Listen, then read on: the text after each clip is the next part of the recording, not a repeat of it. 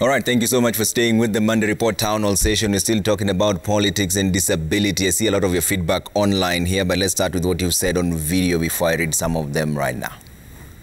Driver, this is Esbon from Kangema, Murang'a County, and I strongly feel that these seats are given based on tokenism and not merit. I stand here to support that they should be accorded much respect in whichever position they are. But amongst them again, I request that if they have been given an opportunity to serve their members in the same line, they should display honesty, integrity, and faithful act. The current political setup is very good and conducive for everybody who would wish to participate in politics in Kenya, whether you are disabled or not.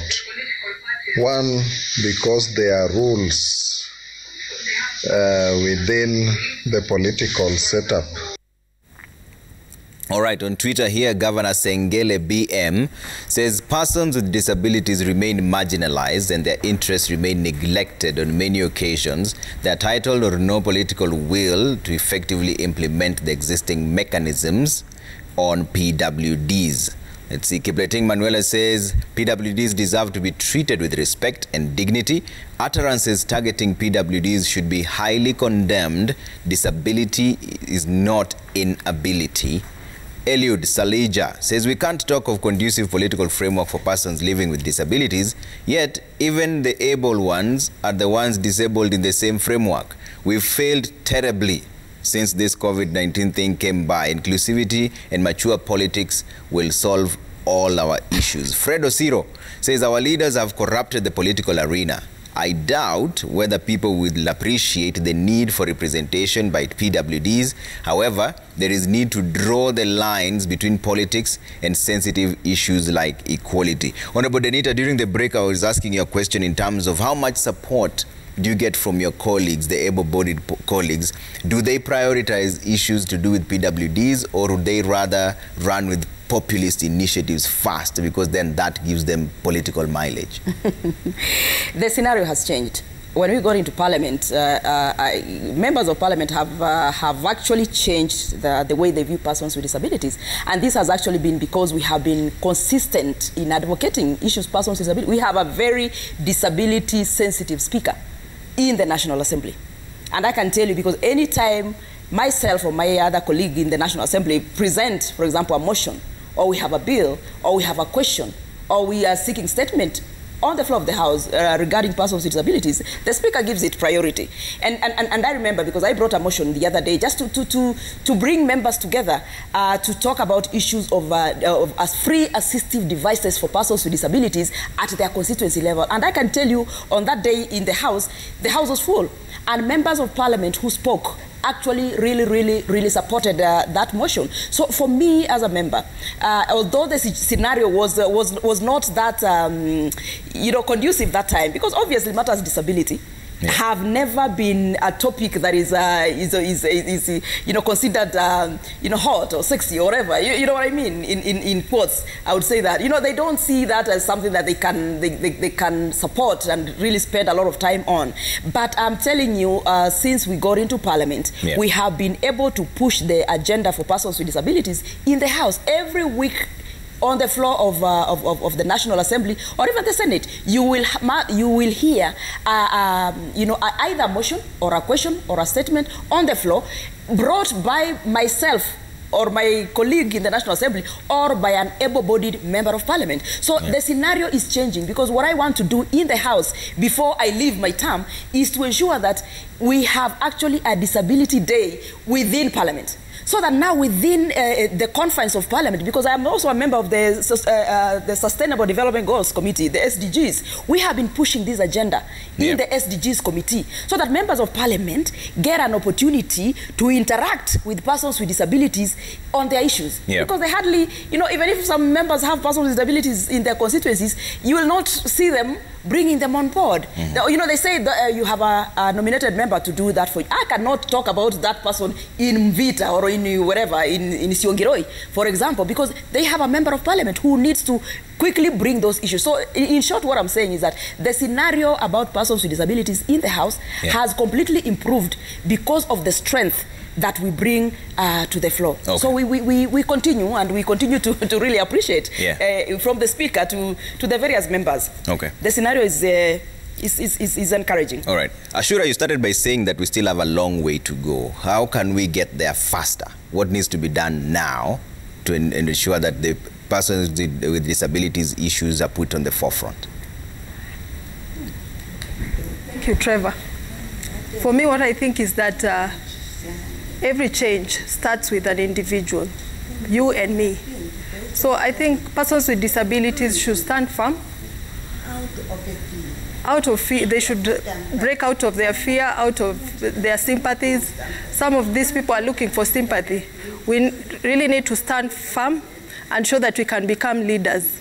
So if we do not stand firm, no political party if we stand firm, no political party will oppress us. Those wrangles that are out there will not happen, will not help. So as my colleague says, Danita, and we need to change Article 100, the interpretation of Article 100 about representation of special interest groups. This brings a lot of conflict. So far, 17 counties in Kenya do not have representatives. You know why? Because we nominated the wrong people. Some picked their relatives, some picked people who are not persons with disabilities. So we want a person who will represent my interests, who knows the where my shoe pinches. So persons with disabilities must represent themselves. Okay. So we are not looking for sympathy.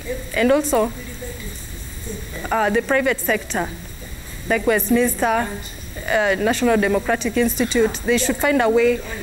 They should not only empower persons with disabilities, but also political parties, how they can do the nomination process and ensure that persons with disabilities participate. Okay. During campaigns, political leaders, some persons with disabilities cannot go to the podium, like she said. So how will the leader meet persons they are representing? They cannot represent their issues to people. So all those meetings, they are discriminated. So persons with disabilities should wake up and stand firm. Yeah. So we have persons with disabilities with degrees all there. So they must make sure that 2/3 or 1/3 of all nominations or appointed positions have persons with disabilities.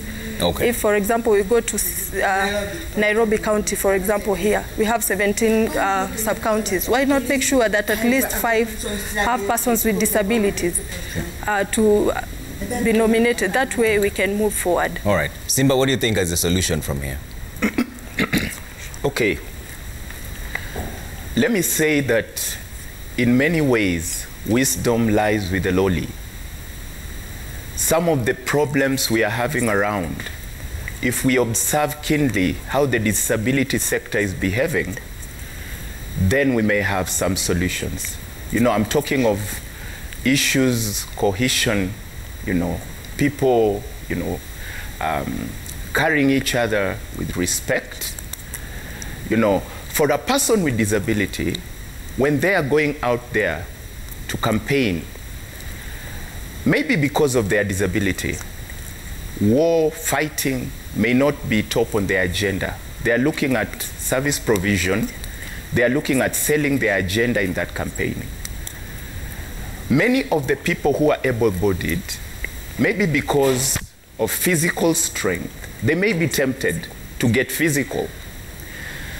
And that is why we need to give more space to these people with disabilities so that they may give us what is in their mind. Yeah. Remember, we have a very strong society, very strong youth. But if you want to do away with this strong society, just cut off the brains. We are getting so physical, we are forgetting to use our brains. We need to bring back brains into our politics, our campaigning. And I can assure you, 2022, BBI, whatever, the campaigns that are coming up, listen keenly to the persons with disabilities who will be campaigning. You will find a lot of reason in the things that they are sharing. So just as a way to move forward, let us create more space politically and even in other sectors. Let us help these people. Let us give them space. There are so many things that we may gain from them. Even as we are strong as a society, as we give them space, then we are able to tap, you know, on the brains that are there and utilize it. And let me just say this, that as we move forward towards 2022, let us ensure that if there are slots that are meant for persons with disabilities, let's leave it for them. Okay. And then for the elective positions, let us not stigmatize, you know, let us not stigmatize the persons with disabilities. Okay. Let us also give them room, because some of our cultures believe that when someone is disabled, maybe they are cursed or they are not able to deliver, you know. Let us do away with some of those old, I'm looking for the correct word, Trevor, but let us just embrace what we have now. And we will notice that we have a very strong leadership in people with disabilities. And watch out for 2022, because of what has already been done. You will see several of us, you know, persons with disabilities, offering ourselves for leadership positions. Yes. Okay. Just listen to us as persons with disabilities and give us a hearing. Okay. Honorable Gatti, I'll give you the final say on this. What is the way forward? What I just want to quickly say is that for me as a member of parliament, the spirit and the intent of BBI, especially to persons with disabilities, is very genuine. It's very clear. As per the constitution that was there in 2010 and the constitution that we continue to enjoy today. So BBI just comes to make it more beautiful. And if you look at what it proposes, it is actually to enhance the constitution. There's nothing new. We are enhancing the constitution. So I really want to say that persons with disabilities must offer themselves. We must offer ourselves to positions of leadership. We must offer ourselves to find spaces within in this country where we will seek to represent this country or our counties or wherever. Because what is inclusivity that BBI is talking about if it is not inclusivity with persons with disabilities on board? So persons with disabilities must really come out, and Kenyans must normalize seeing persons with disabilities do politics. I mean, we have to normalize. We have no choice. We have the intent. We have the right brains to participate in politics, and therefore the field must be leveled, because persons with disabilities for the first time, because BBI proposes and brings inclusivity, you will see for the first time in 2022 offering ourselves. We will offer ourselves from the ward and the counties to the national level, and we will have to also ensure that actually, you know, the 5% of persons with disabilities rights, as is in the constitution, is actually realized. And I'm happy that parties are really saying, you know, what we are seeing and what we are hoping to really change and normalize disability in this country. Thank you so much for that. Let's see your final feedback before we close. Edwin Nyakweba says, I think the school system should incorporate some aspects of PWDs in the curriculum. This way we can minimize the stigma around disability. Things like sign language should be a subject in our schools. Engineer Lazaro says disabled families should caution their representatives from being used by the political organizations with hatred politics. David says there is no room for disabled persons in Kenyan government, especially in lower ranks. Let's change this and value them. Thiongo Mwangi says the environment is becoming increasingly hostile to politicians with disabilities owing to lack of political will. As we speak, 37 county assemblies didn't comply with provisions of the Constitution and the Elections Act 2011 about nomination of PWDs, MCAs through party lists. Mutindi says some politicians are going around with their disabilities to earn favors. One should be appointed on merit, not based on gender, ethnicity, or disability. Francis Mugo says what we've seen is state doesn't respect people with disability. We've seen from Nyeri death to Jubilee expelling Isaac Mwaura to Junet Mohammed abusing Mwaura, etc. Jacob Zwere says, how is chasing of Mwaura constant with attack against disability? All right, that's what's going on there. Ashura, on a lighter note, how's the presidential proposal going? You told him that you'd want to be... It's going on very well. Yeah? It's going well. It's going well. Does that lock out the rest of us who are not presidential? Yeah, I could tell you. You are blocked. We're already blocked now. Opportunity comes once. Once you lose that opportunity, then that is it. Thank you so much for that. I'd like to thank all my guests for coming in. Honorable Denita Gatti, Member of Parliament for Persons with Disabilities, Ashura Michael, Member of National Government Affirmative Action Fund, and Elizabeth Njeri Ngure, who's Ashura's interpreter, Jonas Simba, National Disability Chairperson, Labour Party of Kenya. Thank you so much for making time for us this evening. That's where we leave it for now. My name is Trevor Mbija. Always a pleasure having you with us here. Let's do this again next week and talk about something else, all right? Thank you so much for all the feedback. I couldn't read all of them, but we appreciate every single day. Have a good night and a great week ahead. Bye for now.